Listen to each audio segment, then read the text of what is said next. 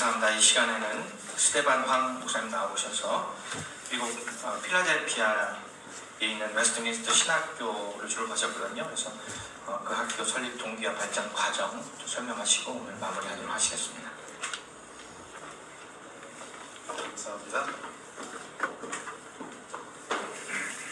저는 그 웨스트민스터 신학교 필라델피아에 1995년부터 1999년까지 마스터 오브 디비니티 목회학 석사를 다니게 됐어요. 그래서 그 학교를 이번 기회에 우리 인천 성경 대학교와 더불어서 좀 어떠한 창조가 될까 해서 이 학교에 대한 소개를 좀 하도록 하겠습니다. 이 웨스트민스터 신학교 설립 동기는 웨스트민스터 신학교는 미국의 펜실베니아 주에 그 필라델피아 근교에 위치한 개혁주의 리폼드 신학 전통의 개신교 신학교입니다. 리폼드 그러면 튤립, 그 다음에 5개의 솔라로 특징이 되는데요. 튤립은 이제 전적 부패, 그리고 무조건적인 선택, 그리고 불가항력적인 은혜, 그리고 성도의 견인, 이것이 이제 리폼드의 5가지 칼빈주의의 튤립이고요. 그 다음에 이제 솔라라는 것이 종교개혁 때부터 외쳐지면서 증가가 됐는데, 맨 처음에 이제 솔라 스크립처, 오직 성경, 오직 믿음, 그렇게 시작돼서 오직 은혜가 붙고, 그 다음에 솔루토스 크리스토스, 오직 예수, 오직 하나님께 영광이라는 그러한 근본적인 큰 맥락 속에서의 그 개념을 리폼드라고 얘기합니다.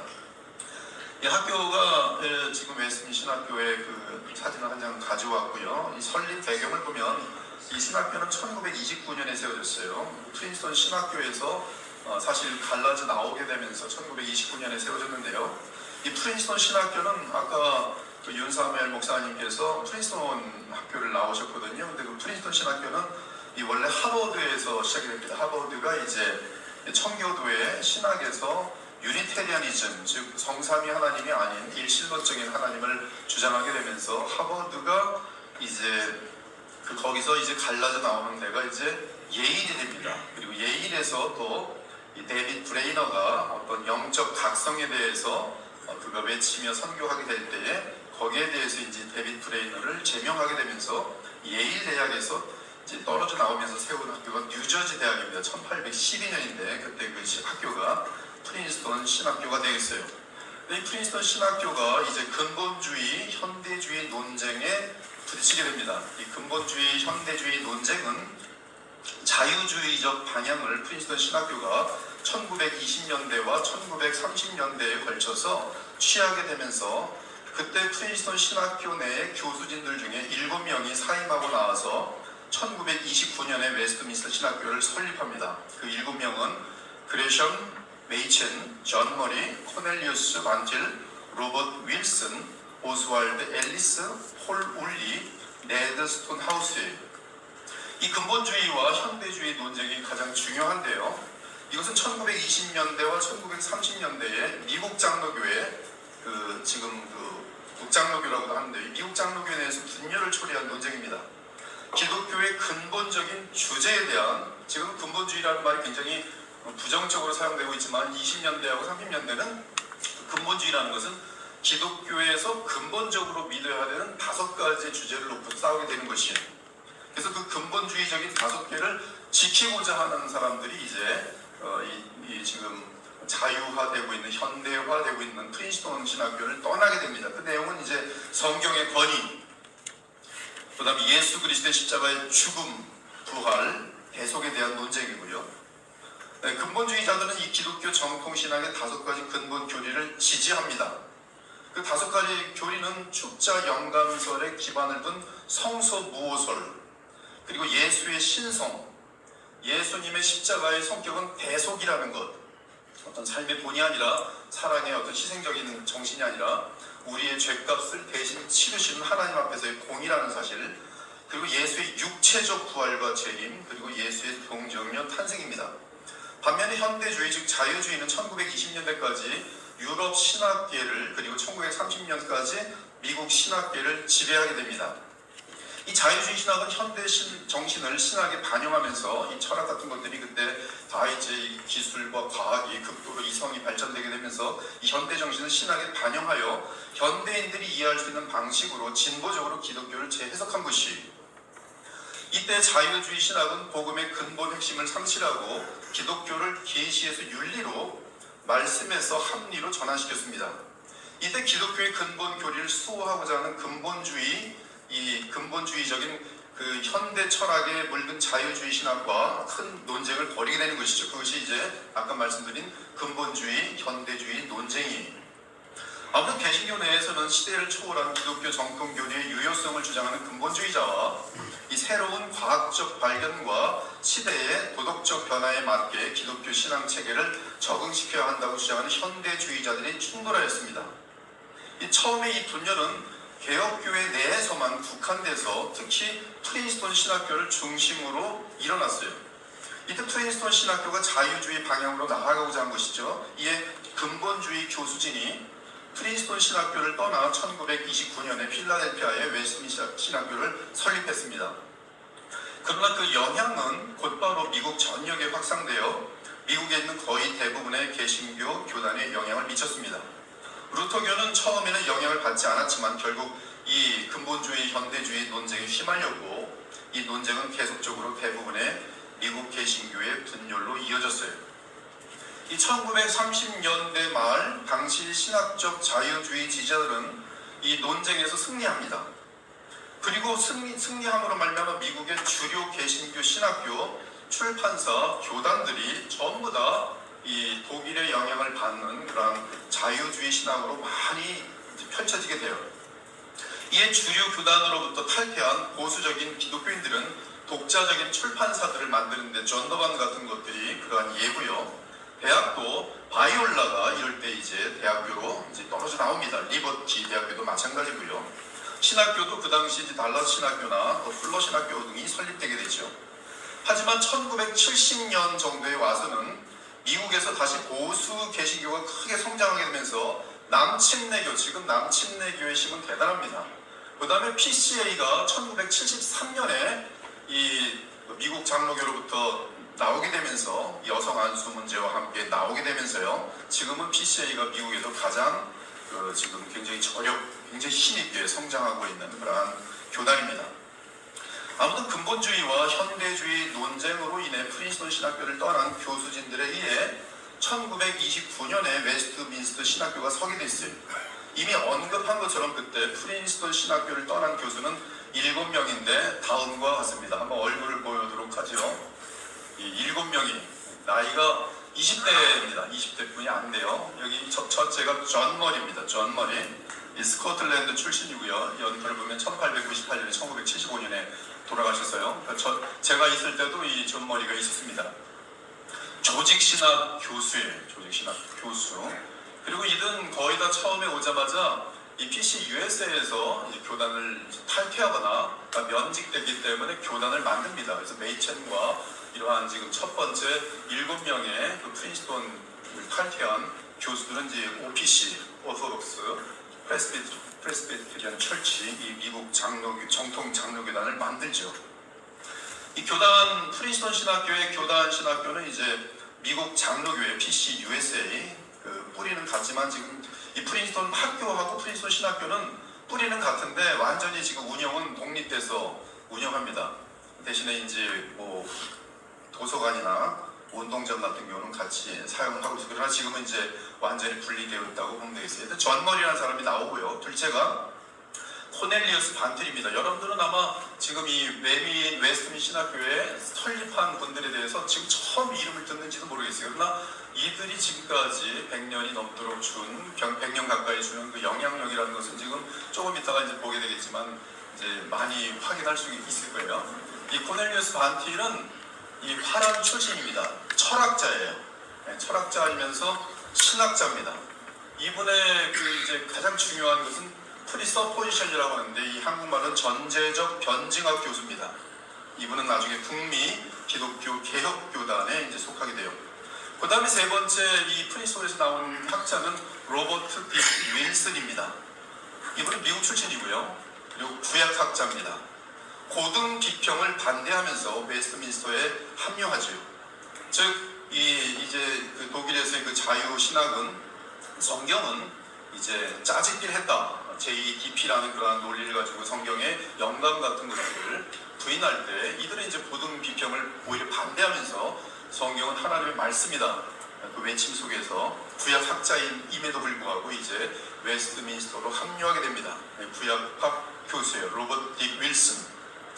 그 다음에 오스왈드 앨리스가 있는데 미국 출신입니다. 이 구약학자예요. 구약학 교수고요. 이 앨리스는 굉장히 부자였습니다. 그래서 웨스트민스터 신학교가 설 수 있도록 이 건물들을 몇 채 도네이션했어요. 그 다음에 그 이분과 함께 돈이 많았던 분이 그레샴 메이첼입니다. 학장이에요. 웨스트민스터 신학교를 설립한 최고의 중요한 인물 그레샴 메이첼입니다. 그래서 이 메이첼은 상속받은 유산이 그 당시 있어가지고 이 앨리스와 더불어서 그 재산을 합쳐가지고 이제 웨스트민스터 신학교를 설립하게 됩니다. 다섯 번째 인물은 폴 울린데요. 이분은 상당히 특이한 분입니다. 미국 출신인데 교회사 교수예요. 그리고 마찬가지로 이제 PCUSA에서 다 면직이나 징벌을 받았기 때문에 이제 OPC 교단을 만들고 그쪽으로 이제 넘어오게 됩니다. 그 다음에 이제 여섯 번째 사람은 네드 스톤하우스입니다. 네드 스톤하우스는 이 메이첼을 어마어마하게 사랑하는 사람이에요. 신약 교수입니다. 마찬가지로 이 정통 장로 교단에 속하게 됩니다. 그 다음에 이제 일곱 번째가 그레샴 메이첼입니다. 프린스턴 신학교에 다 교수들이었어요. 이 일곱 사람 다 마찬가지로 이제 이 교단에서 촉출당하면서 1929년에 웨스트민스터 신학교를 설립한과 동시에 1936년에 OPC 즉 정통 장로 교단을 설립하게 됩니다. 이 메이첼도 프린스턴 신학교가 고등 비평을 비롯한 당대의 자유주의 신학 흐름을 수용하며 기존의 전통에서 이탈하자 교수직을 사임하고, 사실 사임이 아니라 내쫓긴 것이죠. 그리고 웨스트민스터 신학교를 설립했고 또한 1936년에는 정통 장로 교단을 설립합니다. 이렇게 일곱 분이 그 프린스턴 신학교의 교수였는데 다 나오면서 웨스트민스터 신학교를 설립하게 된 핵심 멤버들이 돼요. 네, 20대 정도가 다 메이첼을 빼고는 20대들이 많아요. 20대. 그리고 프린스턴 그 다음 거 보면요. 이 프린스턴에서 건너온 교수는 아니지만 웨스트민스터가 신학교가 설립될 때 함께 참여한 설립자 두 분 있습니다. 한 분은 리엔크 카이퍼라는 분으로서 화란 출신이고 웨스트민스터 신학교의 조직신학 교수로 역할합니다.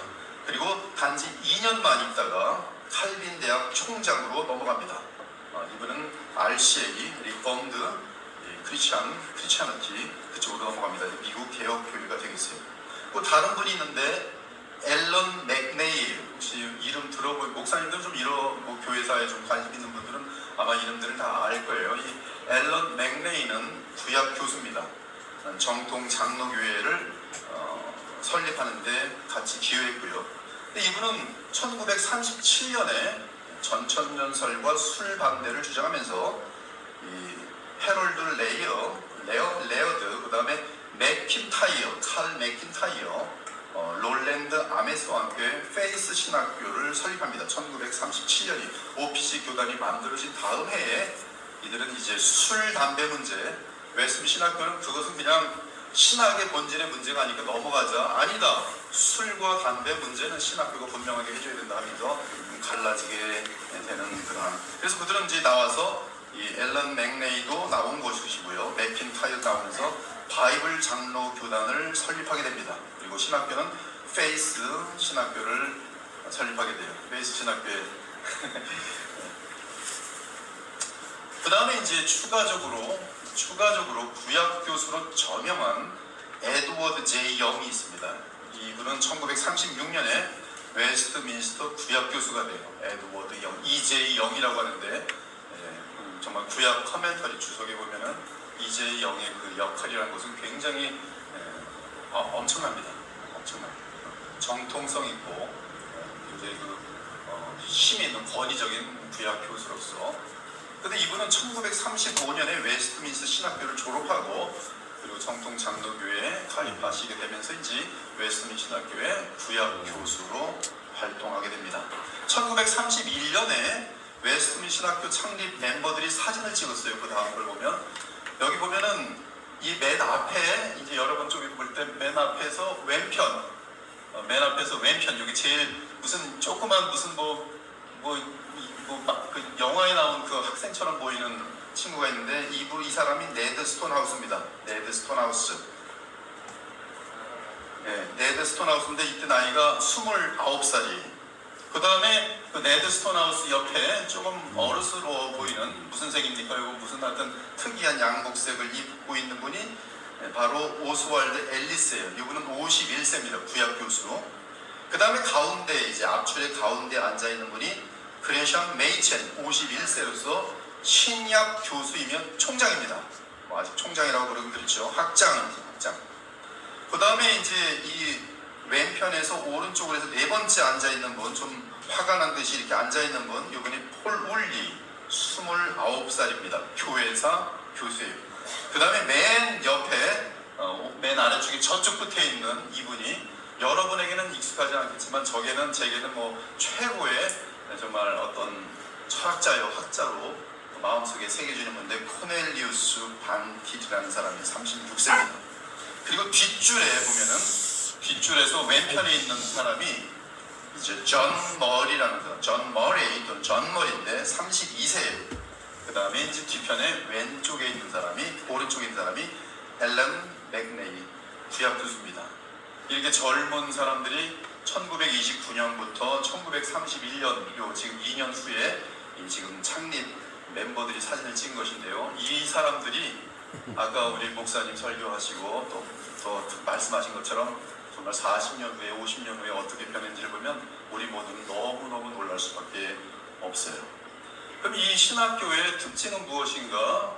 저는 이 신학교를 졸업하고 지금까지 이제 이 학교에 대해서 여러분들에게 이제 정확하게 좀 알려줄 책임이 있는 것 같아요. 이 웨스턴 신학교의 특징은 구 프린스턴 신학을 전수받았다는 사실이에요. 그러니까 1929년에 좌유와 자유신학으로 향하는 프린스턴에 대하여 그들은 그 29년 이전에 있었던 그 이 학장들의 신학을 그대로 물려받아서 옵니다. 그래서 이 웨스트민스터 신학교는 그 신학교의 신앙 고백으로서 웨스트민스터 신앙 고백을 1647년을 중요하게 여기며 개혁 신학과 이 개혁 신학은 칼빈 신학입니다. 아까 말씀드린 리폼드예요. 오직 5개 오직에 서 있는 이 개혁 신학과 구 프린스턴 신학교의 전통이 뿌리를 두고 있습니다. 이 구 프린스턴 신학교는 1812년에 설립된 프린스턴 신학교가 1920년대와 30년대에 자유주의를 받아들이기 전의 신학교를 구 프린스턴 신학교라고 말합니다. 이미 언급한 바와 같이 구 프린스턴 학파의 신학적 계통은 그레샴 메이천에 의해 새로이 설립된 웨스트민스터 신학교로 이어집니다. 이 구 프린스턴 신학은 창조 세계 전체에 대한 하나님의 주권, 하나님의 계시의 말씀인 성경 66권을 절대 진리로 인정하는 개혁주의 진리관에 서 있습니다. 구 프린스턴 신학은 칼빈으로부터 출발한 철저한 개혁주의 전통이라고 할 수 있어요. 이 구 프린스턴 학파의 신학자들로서는 프린스턴 신학교의 초대 교장, 그 초대 교장이 아키볼드 알렉산더입니다. 아키볼드 알렉산더, 구 프린스턴 신학교, 그냥 프린스턴 신학교의 초대 교장입니다. 그 다음 사람이 찰스 하치, 그리고 찰스 하치의 아들이 찰스 하치가 이 아치볼드 알렉산더를 너무나 존경한 나머지 자기 아들 이름을 아치볼드 알렉산더 하치라고 부릅니다. 이 둘은 아버지와 아들이 계속 1대, 2대, 3대로 이어지는. 그 다음에 벤자민 머필드가 있어요. 이 네 분 정도가 이 구 프린스턴 학파라고 볼 수 있어요. 먼저 아치발드 알렉산더를 그 앞으로 좀 가서 볼게요. 아치발드 알렉산더. 예, 여기 보면 이제 이 프린스턴 신학교가 설립되던 1812년 초대 교수이며 교장입니다. 이 아치발드 알렉산더는 이 사무엘 밀러라는 사람과 신학교의 두 번째 교수가 됐는데요. 37년 동안 알렉산더와 밀러는 장로교 교리를 유지하는 데 있어서 장로교의 기둥으로 여겼습니다. 이 알렉산더의 유명한 제자이자 후계자였던 찰스 하치는 스승의 이름을 따서 그의 아들 이름을 아치볼드 알렉산더 하치라고 지었어요. 이 아치볼드 알렉산더는 청교도 신학자들을 되게 많이 따라갔는데요.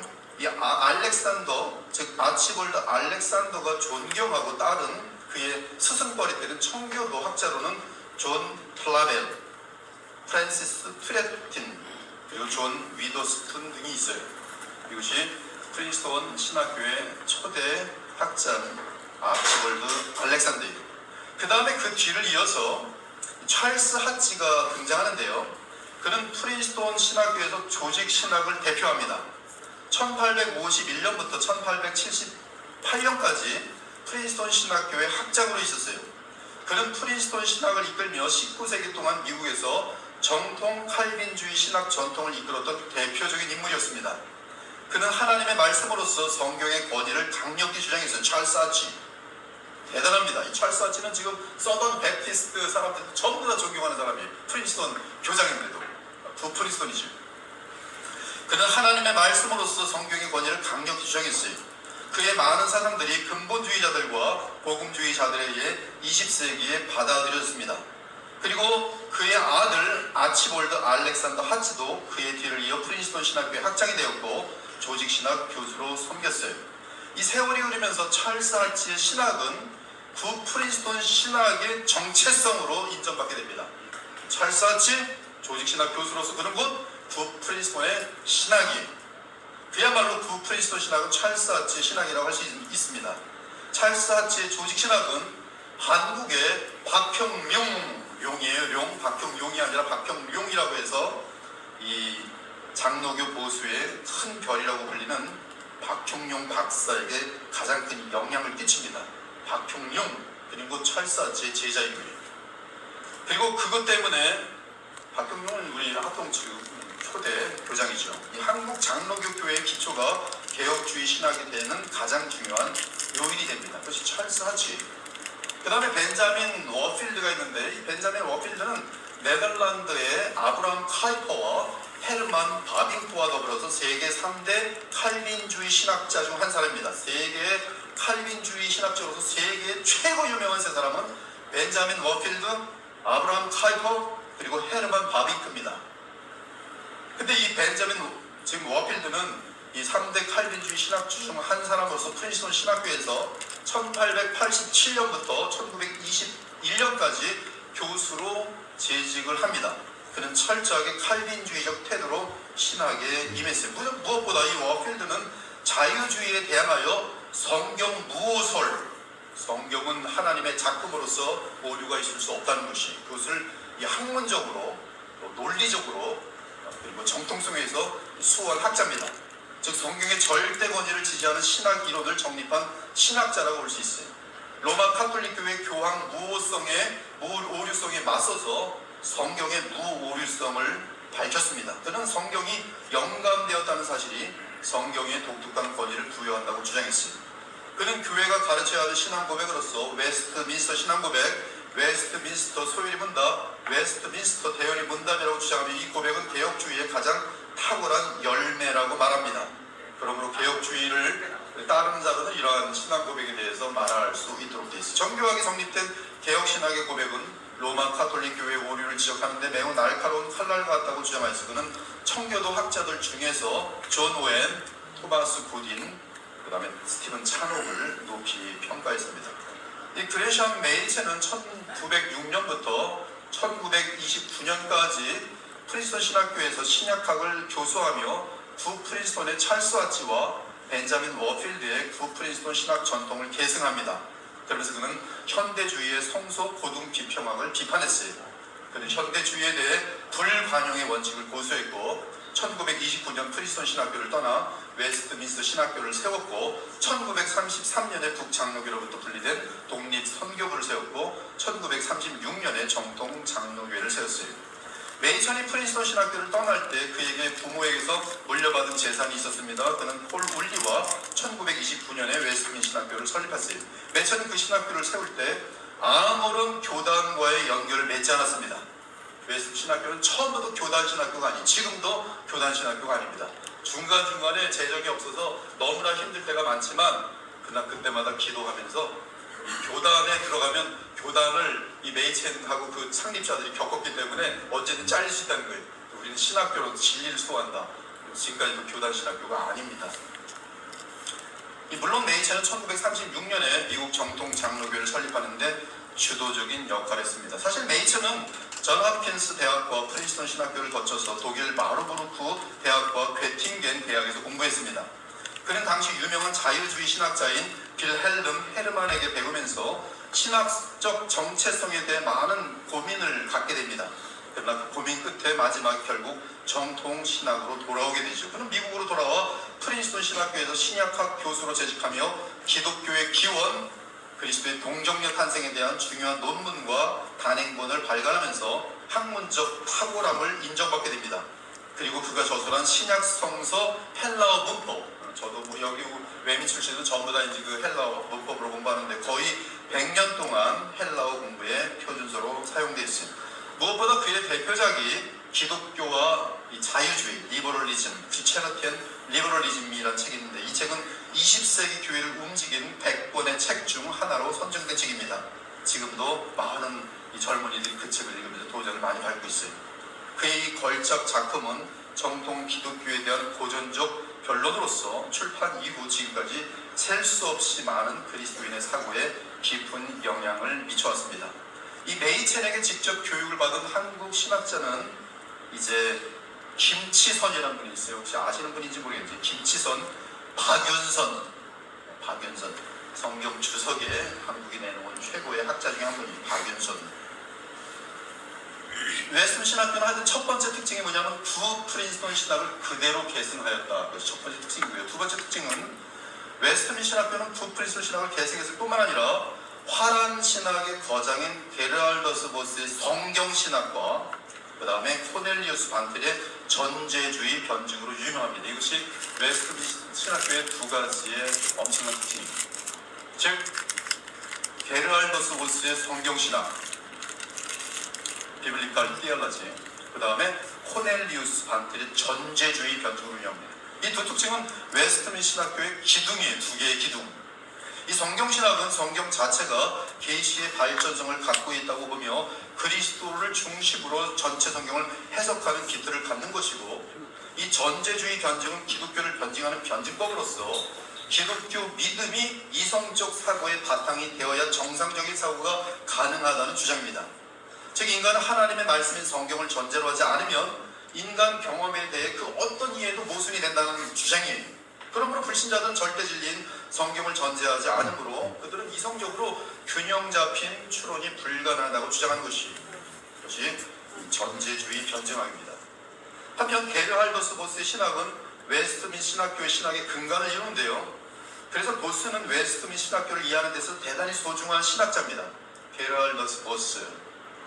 이 대단히 중요한 인물인데도 불구하고 외민에서 공부하고도 한국에 들어와서 게르알더스 신학을 가르치는 이 졸업생들이 많지가 않아요. 박사학위를 받은 분들 다 있을 텐데, 이분은 지금 다시 한국에 좀 소개되어지려고 하는 하나님의 좀 섭리가 있는 것 같아요. 이분은 이제 종말론적인 그 관점에서도 굉장히 탁월하거든요. 이 게르알더스 요한네스 보스는 화란 출신입니다. 그는 프린스턴 신학교에서 교수로 활동하였고 미국의 칼빈주의 신학자이자 성경신학 분야로 가장 저명한 신학자입니다. 그는 1893년부터 1932년까지 프린스턴 신학교에서 성경신학과 조직신학을 가르쳤어요.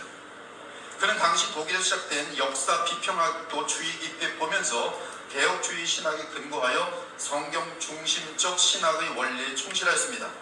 그에게 배운 후배 학자로는 바로 이 게르알더스 보스에게 배운 사람이 누구냐면 그레시안 메이첼, 코넬리우스 반틸, 존 머리, 에드워드 영, 리차드 게핀, 이들은 나중에 다 웨스트민 신학교 교수로 또 활동하게 돼요. 그리고 이 미시간의 칼빈 신학교의 루이스 벌콥, 조직신학의 가장 고전이라고 하는 루이스 벌콥에게 영향을 줍니다. 그는 개혁주의 성경신학의 아버지라 불려요. 게르알더스 보스는 성경신학의 아버지다.